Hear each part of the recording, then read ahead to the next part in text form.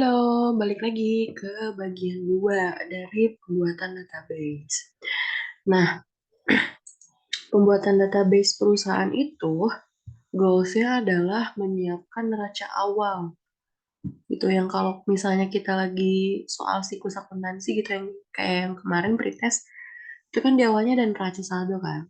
Neraca saldo itu adalah yang ada nama akun, terus saldonya berapa. Nah, kalau dalam kasus ini adalah kita akan membuat ini. Begitu. Nah, di video sebelumnya kan kita sampai ke informasi jasa. Nah, sekarang kita masukin syarat pembayaran, kode pajak, aktiva tetap, dan membuat trial balance klasik atau neraca saldo klasik.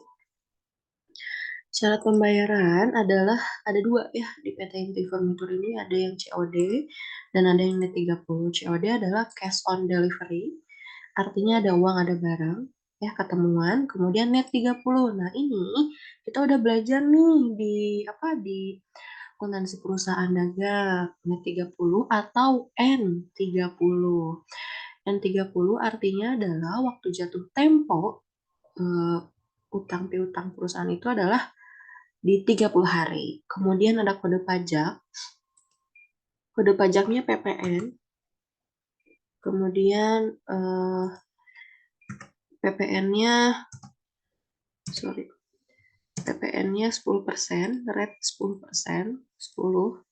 Kodenya T. T ini T ini adalah singkatan dari tax ya. Kependekan dari tax. Tax alias pajak. Description-nya atau deskripsinya adalah pajak pertambahan nilai. Bu, kenapa 10%? Bukannya udah 11% PPN-nya? Iya, udah 11% sekarang, cuman karena ini tahun 2016, maka PPN-nya masih 10%. Kemudian dia punya aktiva tetap. Aktiva tetap yang dia punya adalah ini ruko. Nah, ruko ini termasuk ke bangunan permanen. Kalau di peraturan pajak, bangunan permanen ini nomor Komisi 20, terus dia pakai metode garis lurus. Nah, ini nanti ini diterima aja dulu, nanti kita belajar di akuntansi keuangan tentang aset tetap ya.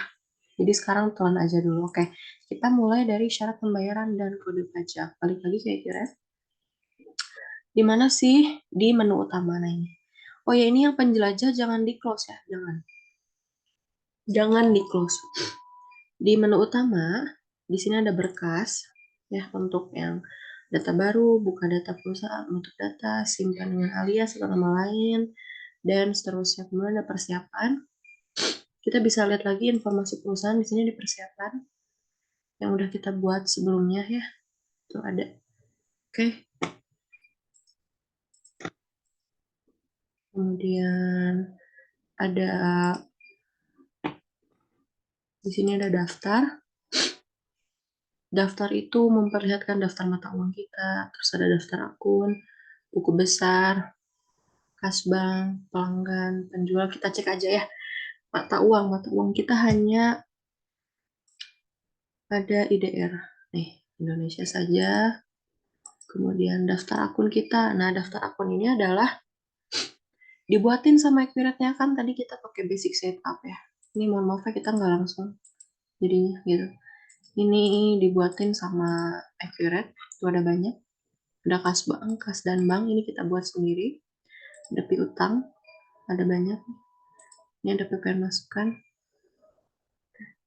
Kemudian ada aktiva tetap. Kemudian ada akumulasi depresiasi fix aset atau akumulasi depresiasi aktiva tetap. Ada utang, pendapatan, biaya pemasaran umum dan administrasi, kemudian biaya umum dan administrasi. Mohon maaf kepotong azan dulu. Oke, nah ini daftar akunnya.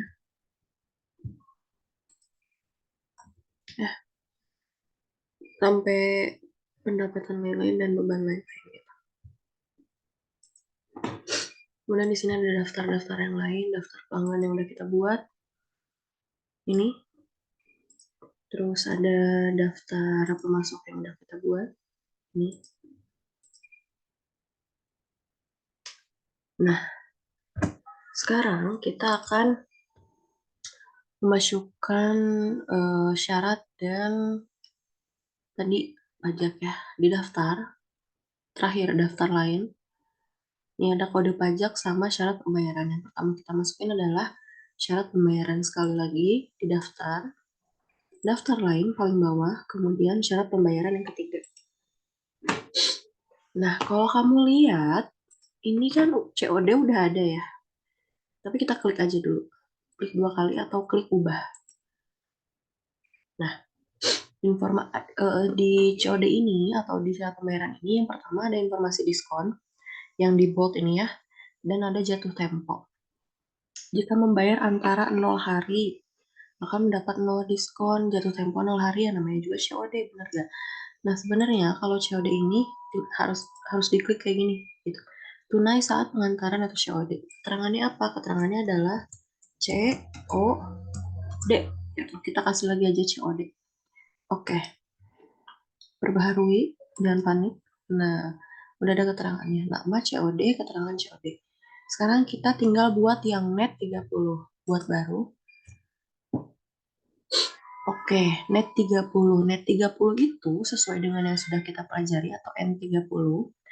Artinya jatuh tempo 30 hari. Ada diskonnya nggak? Nggak ada kan? Nggak ada diskonnya. Jadi informasi diskon. Kan nggak ada diskon.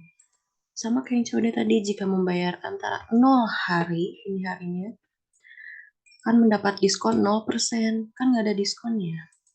Terus jatuh temponya berapa hari? Karena net 30, jadi jatuh tempo 30 hari. Keterangannya yang tadi tulis net 30. Udah aja lah. Net 30 gitu. Oke. Perbaharui. Ini kan belum ada ya. Perbaharui. Nah, udah ada.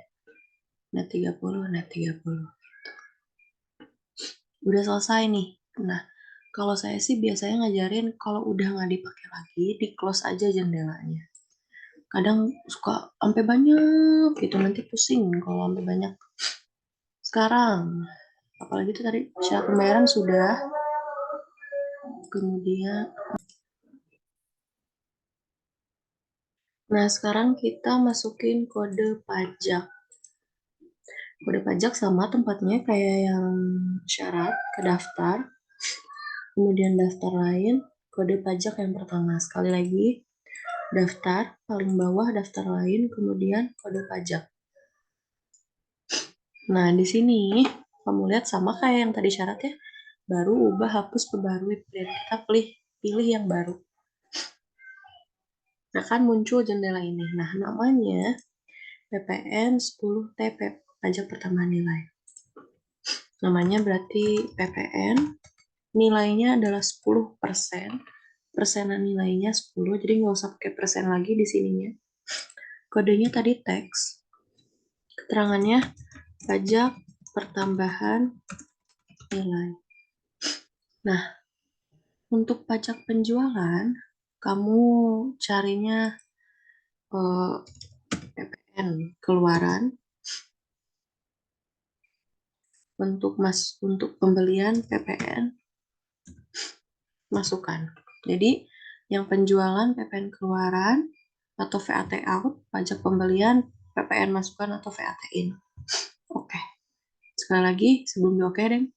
Namanya PPN, nilainya 10, kodenya T, keterangannya pajak pertambahan nilai, akun pajak penjualannya PPN keluaran, akun pajak pembeliannya PPN masukkan.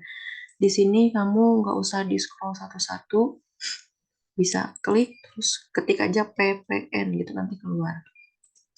Ini juga PPN, terus scroll sekali nanti keluar, atau kamu bisa langsung ketik aja di nomor akunnya 2100 dan 1600 gitu. Oke. Nggak ada, jangan panik, perbaharui. Muncul. Nah, sebelum kita masuk ke aktiva tetap, gini, PPN itu kan tadi untuk penjualan dan untuk pembelian. Nah, penjualan pembelian apa? Kalau pembelian berarti pembelian barang dagang atau barang yang tadi B1, B2, B3, dan penjualan barang juga yang B1, B2, B3, dan kalau penjualan ada tambahannya, yaitu penjualan jasa gitu. Itu kan ada PPN-nya ya. Untuk semua pelanggan dan pemasok. Nah, biar enggak ribet nantinya, PPN-nya biar enggak di checklist setiap kali transaksi, kita harus memasangkan PPN ini atau nge-link PPN ke setiap pemasok dan pelanggan, juga barang dagang. Kita bisa masuk ke sini, bisa daftar ini, terus pelanggan pemasok, atau daftar ini. Jadi ada dua jalan ya. Daftar, terus pelanggan, terus pemasok, sama daftar ini. Di penjelajah daftar, klik. Nah, proyek departemen penjual pelanggan pemasok. Kita ke pelanggan dulu. Klik yang pertama, kita dari pelanggan umum. Pelanggan umum, kemudian ini kan ada alamat, termin, penjualan, kontak, catatan, dan kolom tambahan. Di alamat ada identitas pelanggan, abaikan, kemudian kita ke termin. Nah, terminnya COD ya, udah benar. Karena pelanggan umum itu adalah pelanggan yang selain CV Sumber Makmur dan Toko Setia Kawan. Kalau Toko Setia Kawan sama CV Sumber Makmur kan pelanggan, ibaratnya yang langganan ke kita gitu ya. Makanya nanti mereka terminnya karena 30. Kalau ini COD, kemudian ke penjualan. Nah, ini dia, ada bagian pajak di penjualan. Pajak 1, pajak 2, NPWP, NIK, tipe pajak, tipe ini. Nah, kita fokus ke bagian pajak, pajak 1. Kalau beli barang atau jual barang, ya, kita linkkan ke, ini ada, yang tadi udah kita masukin. Jadi pajak satunya ganti ke PPN. Itu pajak 2-nya kosongin. Pajak 2 kosongin, terus yang default ini jangan di checklist. Jadi biarkan seperti ini. Hanya pajak 1 yang diisi PPN. Oke. Kemudian CV Sumber Makmur ganti. Terminnya ganti ke net 30. Penjualan pajak 1 ganti ke PPN. Begitu. Toko Setia Kawan sama dengan CV Sumber Makmur. Terminnya ganti ke net 30. Penjualan di pajak 1 ganti ke PPN. Oke. Perbarui. Close, selesai. Sekarang kita ke pemasok. Pemasok umum dulu. Ada alamat, termin, kontak, catatan, kolom tambahan. Nah, di terminnya udah betul COD. Nah, kalau di pemasok, bawahnya langsung pajak. Ini juga sama, yang diisi hanya pajak 1, diisi dengan PPN. Oke. Kemudian PT Wood, alamat, termin. Terminnya ganti ke net 30. Pajaknya pajak 1 ganti ke PPN. Oke. Kemudian Stosa, termin. Terminnya ganti ke net 30. Pajak satunya ganti ke PPN. Oke. Perbaharui. Close. Close. Pelanggan dan pemasok selesai. Sekarang kita ke persediaan barang dagang. Di penjelajah ada persediaan, atau di daftar ada persediaan gitu. Ya. Kita di sini aja persediaan. Ini ada gambarnya. Kita pilih yang ini, barang dan jasa. Nah, ini dia. Kita lihat yang B1, B2, B3. Masuknya adalah tipenya yang per atau persediaan. Kemudian J1 dan J2 masuknya ser atau service. Nah, saldo awal ini memang udah dari accurate ya, jadi jangan khawatir. Termasuk dengan miscellaneous atau barang lain-lain, udah dari accurate-nya gitu. Nggak usah dipikirkan terlalu jauh. Ini, kita klik dulu yang B1. Di umum ada tipe barang, nama, nomor barang, keterangan, informasi tambahan, saldo awal, dan segala macam. Nih, ini umum, sebelahnya ada penjualan pembelian. Klik. Nah, ada informasi penjualan dan ada informasi pembelian. Yang harus kita isi adalah ini, yang ketiga. Kode pajak penjualan dan kode pajak pembelian. Isinya dengan T. T itu tadi, yang PPN, kode PPN. Jadi isi dengan T. Oke. Sekali lagi ini untuk memudahkan kita ketika transaksi. Jadi nanti kita nggak usah ngeklik pajak di setiap transaksi ya. Penjualan pembelian, kode pajak T, kode pajak pembelian T. B3 nih ke penjualan pembelian, kode pajak penjualan T, kode pajak pembelian T. J, yang J nih. Nah, ini kan beda ya sama yang tadi, sama yang barang. Kalau barang tuh banyak gitu. Informasinya. Kalau ini kan hanya jasa. Jasa itu kan nggak ada fisiknya ya. Jadi hanya tipe, nomor, keterangan, informasi tambahannya. Penjualan pembeliannya juga hanya penjualan. Kita nggak beli jasa karena kita nggak beli jasa gitu. Tapi sama, kode pajak penjualnya isi dengan T. Oke. J2 juga sama, isi dengan T. Oke. Baru. Pajak selesai. Close semuanya. Selanjutnya, kita masukin yang aktiva tetap ada 3 nih, lumayan ya. Kita ke sini. Tapi sebelum ke situ ya, kita harus lihat dulu kita nih punya apa gitu. Kita punya ruko 2 lantai. Beli dan pakainya mulai dari 1 Februari 2010. Umur si bangunan atau si rukonya itu adalah 20 tahun. Metode penyusutannya garis lurus. Sumber dana atau jumlah atau besaran ruko 2 lantai itu adalah 1,2 M. Akunnya opening balance equity atau saldo awal. Emang saldo awal 1,2 M gitu. Kita ke penjelajah di bagian aset tetap. Ini ada aset tetap. Sebetulnya ada sih di aktivitasnya. Aktiva tetap baru gitu. Daftar aktiva tetap ada. Kita di sini aset tetap. Nah, dari aset tetap, pertama-tama apa dulu sih? Coba lihat di soal. Pertama adalah tipe aset tetap pajak. Mana nih tipe aset tetap pajak? Yang ini ya, yang di tengah. Tipe aktiva tetap pajak. Aset sama aktiva sama aja. Yang teks ini, yang gambar gedung, klik yang gambar gedung. Kemudian kamu akan masuk ke jendela ini. Di sini ada di menu tipe aktiva tetap pajak. Tipe aktiva tetap pajak, klik yang baru.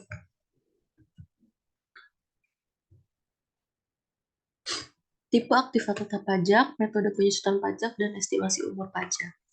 Tadi tipenya adalah bangunan permanen, umurnya 20, metodenya garis lurus. Berarti tipenya kamu ketik manual bangunan permanen. Metodenya adalah garis lurus. Umurnya adalah 20. Nah, yang tarif penyusutan pajak 5% ini otomatis dari accurate-nya. Tapi kalau kamu penasaran, Bu, 5% itu dari mana sih? Dari 100% dibagi 20 tahun. Artinya, setiap tahunnya si bangunan permanen atau si ruko ini mengalami penyusutan sebesar 5%. 5% dari berapa? Dari 1,2 M. Gitu. 100% itu ya karena kita kalau beli barang kan performanya 100% ya gitu. Ini 5% dapat dari sekali lagi 100% dibagi 20 tahun. Artinya setiap tahunnya terjadi penyusutan sebesar 5%. Diterima aja dulu, nanti kita belajar aset tetap di akuntansi keuangan. Pelan-pelan. Kalau sudah seperti ini, oke. Perbaharui seperti biasa. Nah, muncul. Close.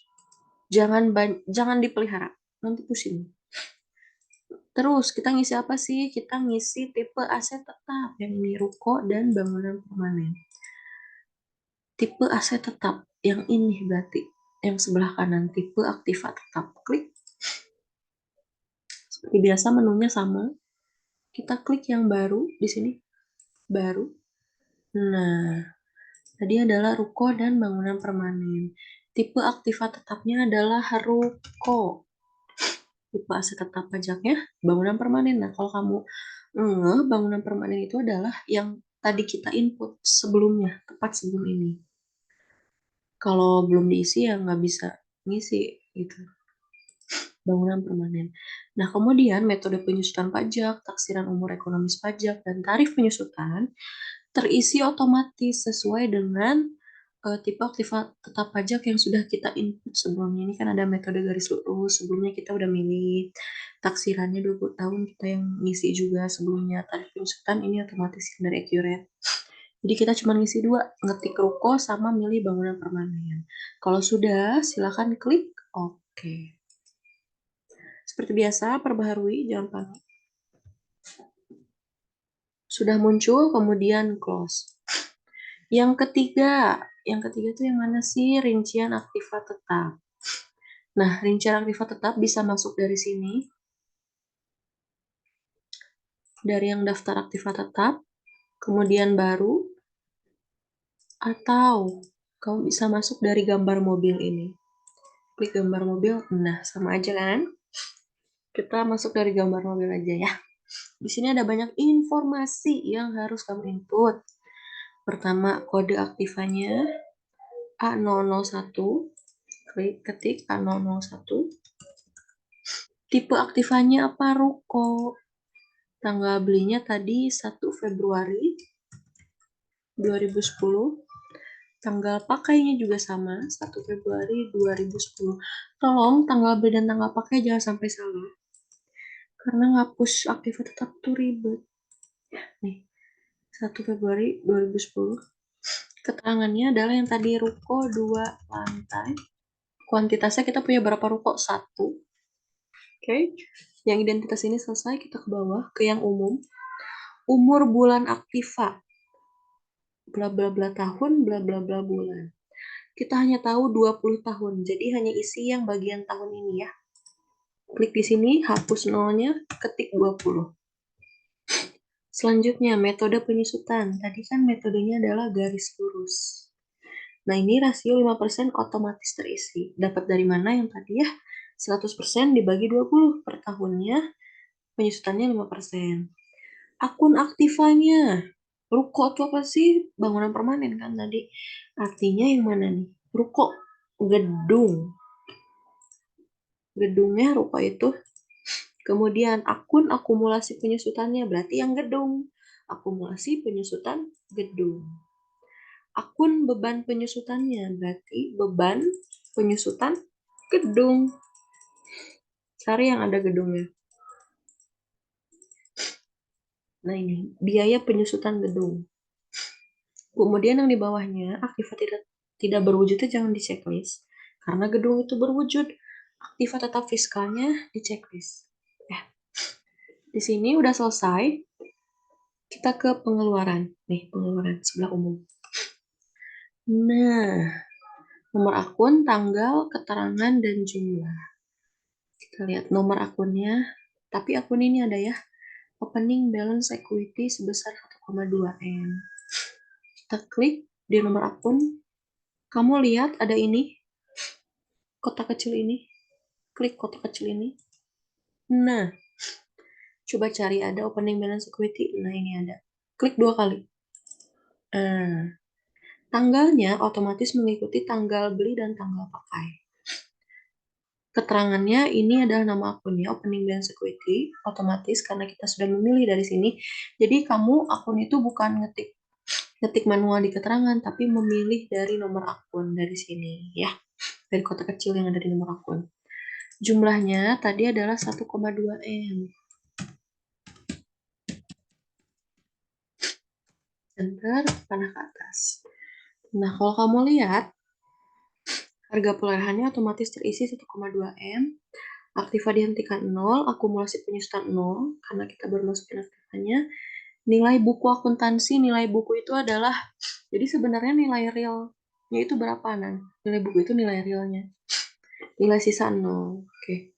Apabila sudah, bisa simpan dan tutup. Nah, ada bunyinya di situ. Sekarang kita coba lihat ke daftar aktiva tetap. Nah, udah ada ruko 2 lantai. Close. Coba sekarang kita lihat apakah kita sudah bisa membuat neraca saldo klasik yang seperti ini. Di kunci jawaban apakah bisa? Nah, untuk laporan kita bisa lihat di sini. Laporan. Daftar laporan.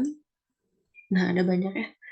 Ada banyak kategorinya, ada kategori laporan keuangan, yang kayak biasa ada neraca, laba rugi, terus perubahan ekuitas pemilik, dan segala macamnya. Nah, untuk neraca saldo klasik ada di buku besar, kategori laporan buku besar. Kategori laporan buku besar, kemudian detail laporannya. Lihat. Nah, ini ada neraca saldo klasik. Klik 2 kali.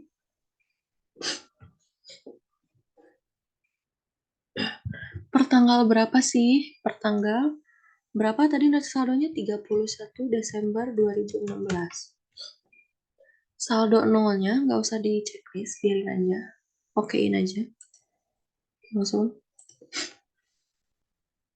Nah, ibu kok masih beda? Iya, apa yang nggak ada coba? Yang belum ada adalah akumulasi penyusutan nilai. Accumulated appreciation of building. Nah, kalau di accurate, itu tidak usah menjurnal kayak di manual gitu kan. Kalau di manual, kalau ada penyusutan kita harus ngejurnal ya, kayak debitnya beban penyusutan aktiva tetap. Kalau di sini berarti beban penyusutan gedung, kreditnya akumulasi penyusutan gedung. Nah, kalau di accurate, kita bisa ini aja sekali, beberapa klik aja. Kita ke aktivitas, kemudian periodik, kemudian ke proses akhir bulan. Bulannya apa? Bulan Desember tahun 2016. Sekali lagi, saya ulang ya. Kita ke aktivitas, ke periodik, 2 terbawah, ke proses akhir bulan yang pertama. Pilih periodenya Desember 2016. Oke, langsung oke. Proses sebentar memang. Gak usah khawatir, langsung oke lagi. Nah, di neraca saldo klasik kamu perbarui. Nah, udah ada akumulasi penyusutan gedung. Jadi, aksi kan biasanya kalau akhir bulan tuh suka ada akumulasi penyusutan ya, aktiva tetap. Nah, itu tuh kalau di accurate otomatis. Jadi kita nggak usah capek-capek ngejurnal manual gitu. Sekarang kita lihat lagi apa sih yang beda, Bu? Akumulasi penyusutan gedung udah sama, buildingnya juga udah sama. Nah, coba kamu lihat ada returned earning di sini. Sedangkan punya kita adanya opening balance equity. Nah, artinya apa? Artinya adalah sebenarnya si opening balance equity atau saldo awal ini harus dinolkan. Ibu kalau dinolkan, terus saldonya nanti dipindahin kemana? Dipindahin ke returned earning. Caranya, kita ke sini. Di bagian penjelajah, ke buku besar, klik aja. Jangan dulu di close yang sebelumnya. Kemudian ke bukti jurnal umum. Coba perhatiin. Jurnal voucher. Ada debit, ada kredit. Ini tuh artinya kalau di siklus manual kayak apa? Iya, kayak jurnal umum. Ada debit, ada kredit. Oke, kita belajar menjurnal sih. Voucher numbernya biarin aja. Kemudian tanggalnya kita ganti ke 31 Desember 2016. Description-nya adalah penyesuaian tadi ya, opening balance equity. Akunnya, ini kan jadi returned earning ya. Nah, di sini returned earning di sini teh harusnya bukan opening balance equity. Artinya opening balance equity-nya harus 0, returned earning-nya harus 855 gitu kan. Nah, si opening balance equity ini saldonya awalnya di kredit. Supaya jadi 0 harus kita apain? Harus kita debitkan. Berarti di sini adalah opening balance equity. Sebesar berapa? 855. Sebesar debit 855 juta. Enter lagi. Kemudian, kreditnya apa, Bu? Kreditnya yang tadi. Yang ini nih, returned earning. Muncul kan di kredit nih. Kredit, returned earning. Klik aja. Nah, sama kayak yang tadi ya. Kliknya dari yang kotak kecil ini. Klik. Cari retained earning. Nah, ini ada. Klik. Udah ada otomatis gitu. Kita klik aja di kredit. Karena ini kreditnya masih 0. Enter. panah ke atas. Nah, debit udah 855 juta, kredit udah 855 juta, simpan dan tutup. Nah, ini close aja. Coba perbaharui neraca saldo klasiknya. Nah, udah keganti deh jadi 855 juta di return earning. Coba lihat, sudah sama. 30, kasbank 52544. Oke, kita breakdown. Ya, kalau kita klik ya, ini kan ada warna merahnya ya. Kalau kita klik tuh nyambungnya ke buku besar. Ini kan neraca saldo. Klik. Nah, buku besar rincian, kasbank. Ada nih, kasbank sebesar 5 juta. Di close. Klik lagi yang 25 juta. Nama akunnya bank gitu. 25 juta. Donasi Fable. Nah, ada nih rinciannya dari CV Sumber Makmur yang 1108 fakturnya 15 juta, CV Sumber Makmur yang 1560 8 juta, toko Setiakawan yang 1770 21 juta, ada rinciannya di sini. Gitu. Kemudian persediaan barang dagang. Ini ada yang item B1. Tadi kan jumlahnya 50 ya. 22.500, B2 11.500.000, jadi ada 34 juta, B3 10 juta gitu. Kemudian yang gedung ini ada kemudian yang akumulasi penyusutan gedung. Ini yang tadi kita cuma klik-klik aja besarnya. Kemudian ada utang ke PT Wood, ke PT Sentosa yang F700 dan PT Sentosa yang F751. Kemudian terakhir yang return earning. Nah, langkah terakhir, mari kita simpan neraca saldo klasik ini. Coba lihat di menu neraca saldo klasik, ada modifikasi, analisa, print, ekspor, dan semuanya ada. Ada nih, di sebelah sini, simpan. Di bagian kedua ini kan yang modifikasi sampai ekspor bagian pertama, bagian kedua buka sampai email, tengahnya ada simpan. Simpan. Simpannya dalam bentuk apa, Bu? Dalam bentuk PDF. Kemudian muncul ekspor to PDF. Nggak usah diapa-apain, langsung oke. Simpannya di mana, Bu? Di folder kamu masing-masing. File name-nya PT Inti Furnitur, nama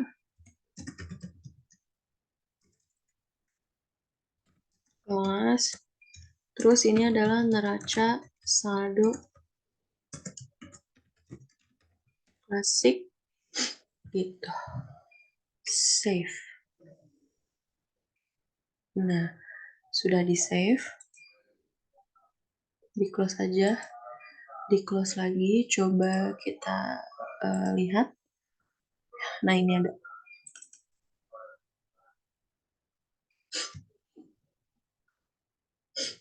Sudah bisa dibuka.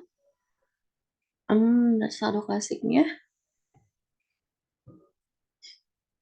Nah, PT Inti Furnitur nama saldo klasik per tanggal 31 Desember 2016. Ini pakai bahasa Indonesia ya, jadi agak beda sama yang di soal, yang kunci jawaban. Oke. Nah, segitu aja untuk persiapan yang database yang kedua. Oke. Jadi, saya review untuk yang video pertama itu kan dari identitas sampai ke informasi jasa. Kemudian yang ini, yang kedua dari syarat pembayaran sampai ke membuat neraca saldo klasik. Begitu, saya berharap semoga bisa dipahami penjelasannya. Kalau enggak ya di back-back aja ya nggak sih. Dan semoga apa ya, kalian suka pelajaran ini lah. Karena kalau buat saya sih seru ya, seru banget. Terima kasih. Assalamualaikum warahmatullahi wabarakatuh. Bye. Sampai ketemu di video input transaksi.